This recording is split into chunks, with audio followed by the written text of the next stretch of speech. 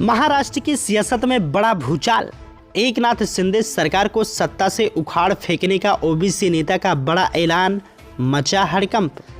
दरअसल आपको बता दें, मराठा समुदाय के लोगों के आरक्षण के लिए आंदोलनरत कार्यकर्ता मनोज जरांगे की मांगे महाराष्ट्र सरकार द्वारा स्वीकार कर लिए जाने के बाद उन्होंने शनिवार को अपनी अनिश्चितकालीन भूख हड़ताल समाप्त कर दी।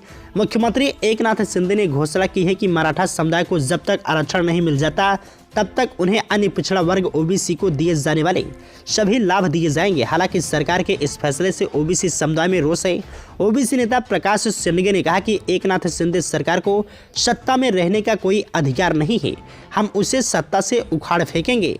दरअसल ओबीसी नेता प्रकाश सिंडगे ने कहा कि इस सरकार को सत्ता में रहने का कोई अधिकार नहीं है, हम सोमवार या मंगलवार को राज्यपाल से मिलकर अपनी पीड़ा उनके समक्ष रखेंगे। सरकार पिछड़े वर्ग के अधिकारों की रक्षा करने में पूरी तरह विफल रही है, इसलिए हम राज्यपाल से उन्हें सत्ता से हटाने की मांग करेंगे। सिंडगे ने कहा, छगर भुजबल राज्य सरकार में ओबीसी के लिए लड़ रहे हैं, लेकिन उन्हें किसी से कोई सहयोग नहीं मिल रहा है। मनोज जरांगे के खिलाफ उनकी पार्टी का एक भी नेता नहीं बोलता। बीजेपी के सभी नेता शांत हैं।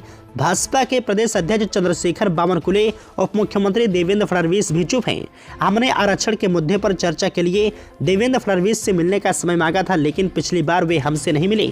अब एक बार फिर हमने उनसे समय मांगा है।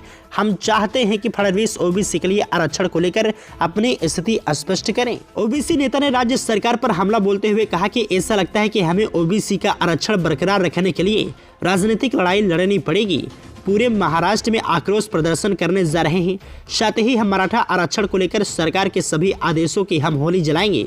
इसके अलावा हम अदालत में भी लड़ाई लड़ेंगे। इसी के साथ आपको बता दें, प्रकाश सिंडगे ने कहा कि उन्होंने सत्ता के जरिए हमारे आरक्षण को तबाह कर दिया है, इसलिए हमें एकनाथ शिंदे सरकार को उखाड़ फेंकने के लिए ओबीसी की एक अलग पार्टी बनानी होगी। हमारे पास ऐसा करने के अलावा कोई और विकल्प नहीं है।